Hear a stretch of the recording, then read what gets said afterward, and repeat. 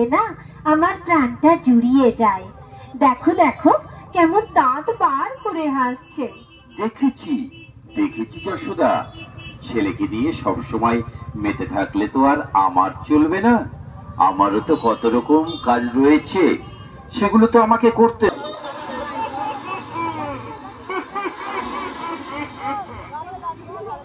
আমি ওহে মাথা কৃষ্ণ আড়ালে নিয়ে যাই, কিন্তু রাখে কৃষ্ণ, মারে কে? তিনি সকলের রক্ষা কর্তা।